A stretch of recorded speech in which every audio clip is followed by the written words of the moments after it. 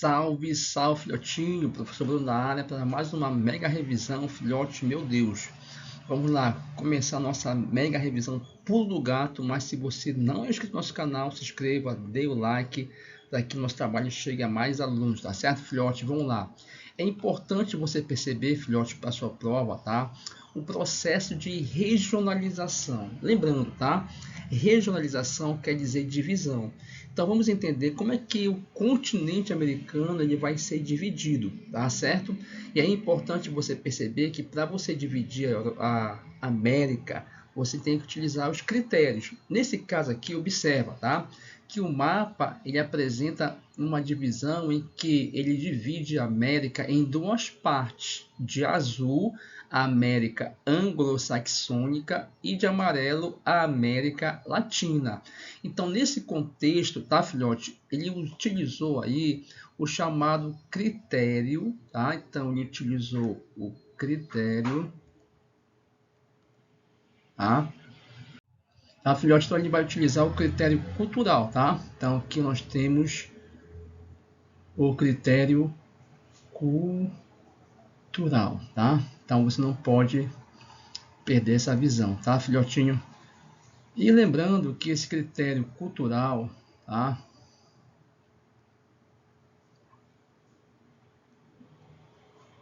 Vai dividir a América em duas partes. A América anglo-saxônica, que é a América formada pelos Estados Unidos e Canadá, e mais o Canadá, tá?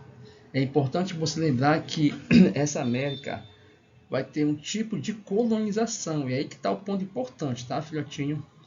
Vai ter uma colonização de povoamento. Colonização de povoamento, tá? E aí você não pode esquecer, tá? Povoamento, minifúndio, trabalho livre, salariado. Também é importante você observar o aspecto cultural que esses dois países eles têm em comum, a religião protestante e a língua inglesa, tá ok, filhote? Já a América Latina, e é importante você lembrar, tá? Quem é a América Latina? O México, a América Central e a América do Sul, tá certo, filhote? A América Latina tem em comum a religião católica, tá certo? A língua de origem latina, português, tá certo, filhote, espanhol. E também você não pode esquecer que eles tiveram uma colonização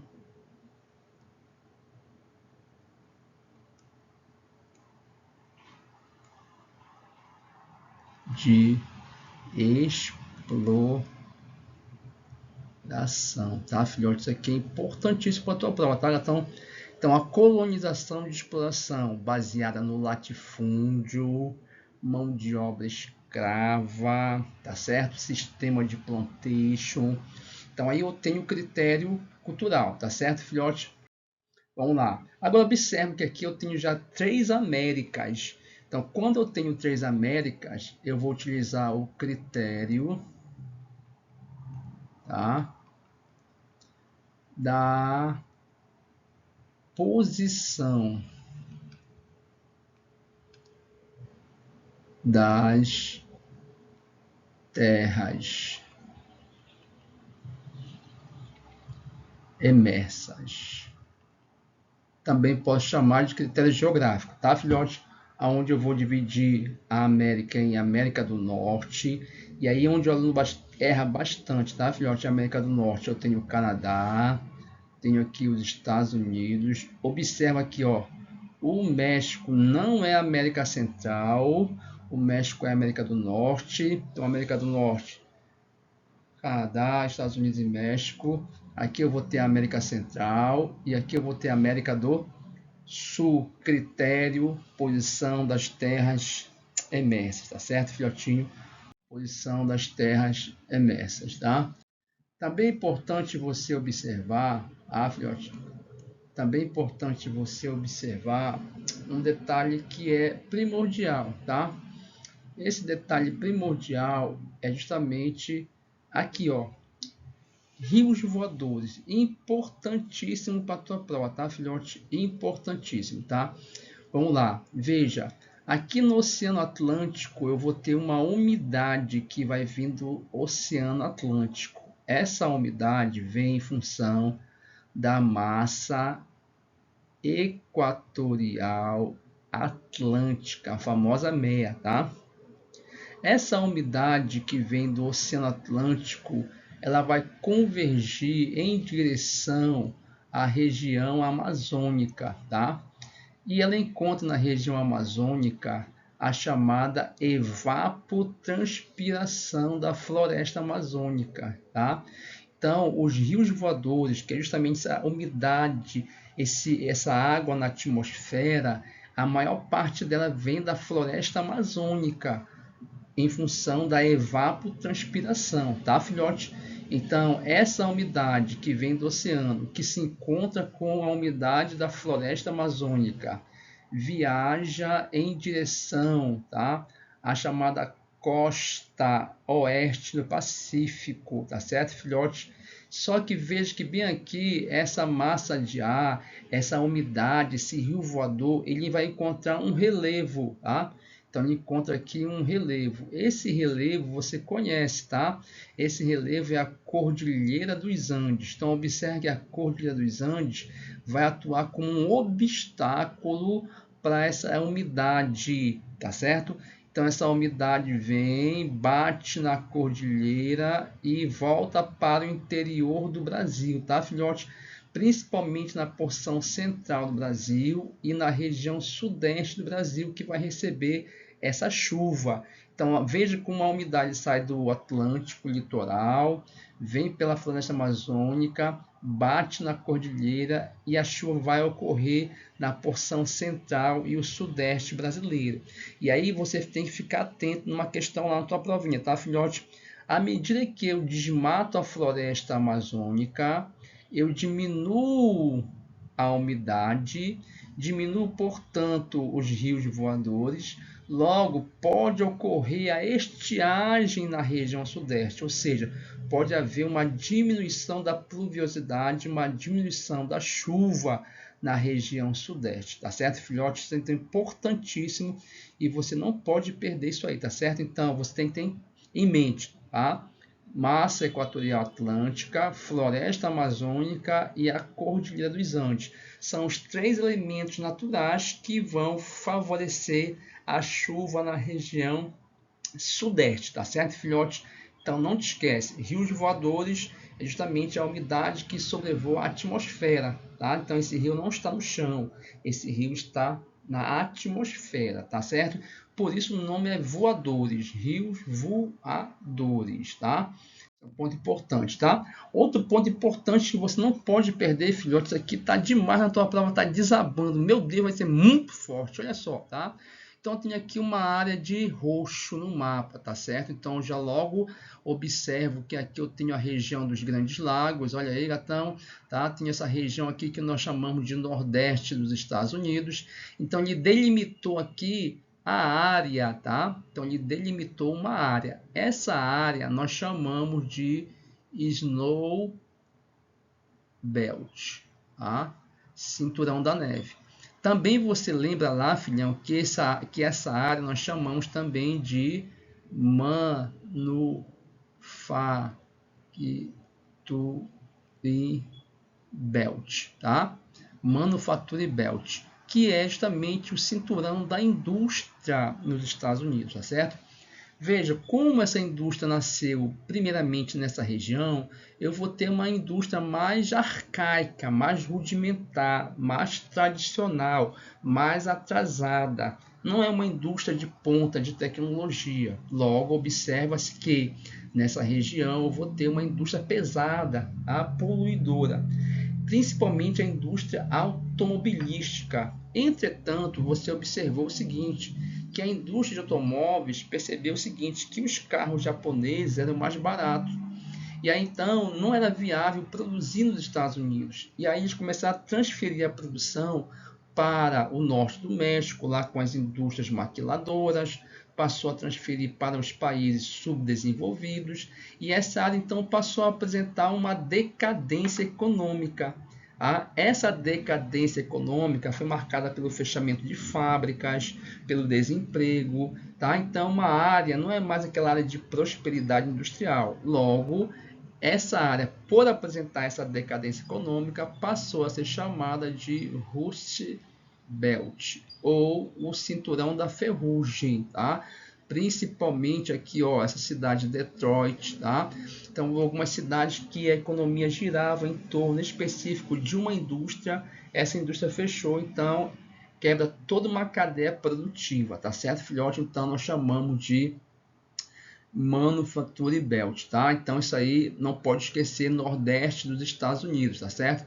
É uma região também que tem aí algumas grandes cidades, né, como Boston, aí você tem Nova York, você tem um coração nervoso econômico, mas quando você fala dessa atividade industrial mais antiga, mais pesada, siderurgia, metalurgia, essa área então apresenta uma decadência econômica, tá certo, filhote? Importante você lembrar, tá? Agora observa, filhote, que eu tenho aqui essa linha de verde pontilhada. Essa linha de verde pontilhada está delimitando aí o que nós chamamos de Sunbelt, tá? Então nós temos aí o Sunbelt, cinturão do sol, tá? Então é importante para você não errar, filhote, tá? Que o Sunbelt é toda essa área, tá? Agora, o que você tem que estar atento é que dentro do Sunbelt, tá? Dentro do Sunbelt existe várias áreas, tá, de desenvolvimento industrial. Então veja, o Sunbelt é uma área industrial, é o cinturão do sol industrial, mas dentro do cinturão eu vou ter alguns polos industriais com grande destaque, tá certo, filhote? Então eu vou ter aqui, ó, não te esquece, tá? Então eu vou ter aqui, tá? O polo industrial chamado de Silicon Forest, tá? Então essa região aqui, ó, é chamada de Silicon Forest, tá? Então você vai ter aqui um polo, um tecnopolo, guarda essa expressão, tá, filhote? Um tecnopolo, aonde eu vou ter aqui a cidade de Seattle como um polo ou um tecnopolo com a indústria da aviação, tá certo, filhote? Então aqui eu vou ter um polo tecnológico importante. Outro polo tecnológico é o famoso Silicon Valley, ou o Vale do Silício, tá? O Vale do Silício, lá em São Francisco, você vai ter a presença de grandes universidades, com a presença de grandes empresas de alta tecnologia, formando um polo tecnológico altamente desenvolvido, tá? Então, nesse Vale do Silício, você tem a produção de tecnologia, tá? Então, aqui nós temos tecnologia. Então, falou do Vale do Silício, tecnologia, tá certo, filhote?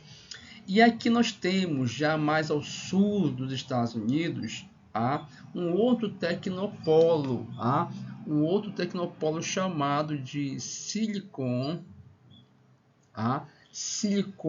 Prairie, tá? Aonde você vai ter aqui uma atividade industrial, tá certo, filhote? Uma atividade industrial baseada na petroquímica, tá? Aquela indústria tecnológica da petroquímica, a produção de gasolina, diesel, tá? Embora essa matriz energética esteja sendo alterada, mas é um polo tecnológico importante porque gasolina é fonte de energia, tá? E o mundo todo precisa de fonte de energia, tá? Um outro polo industrial importante, na verdade tecnopolo, é o chamado Silicon Beach. Silicon Beach. Então veja, bem aqui, ó, tá? Importantíssimo Silicon Beach, tá? Aonde eu tenho a presença da NASA, do Cabo Canaveral, que é a base de lançamento de foguetes. Então aqui eu vou ter uma indústria, tá? Uma indústria aeroespacial. Então veja, eu tenho um tecnopolo, 2 tecnopolos, 3 tecnopolos, 4 tecnopolos, tá, filhote? Então veja, o Sunbelt é formado por 4 tecnopolos, sendo que o tecnopolo de maior destaque é conhecido como Vale do Silício. Esse aqui, ele é o mais importante, tá, filhotinho? Não perde, ele é o mais importante, tá? Para fechar, filhote, não te esquece, tá?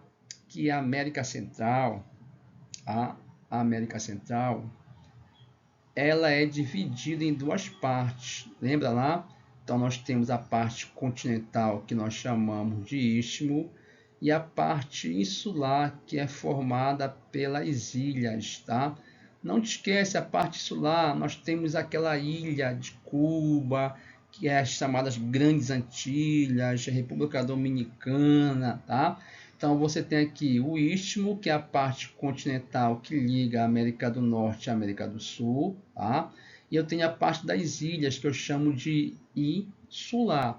Também não te esquece, tá, filhote? A última dica, não te esquece que a América do Sul, tá? Ela é formada pelos países da América Andina, tá? Andina, que são os países que estão localizados na Cordilheira dos Andes.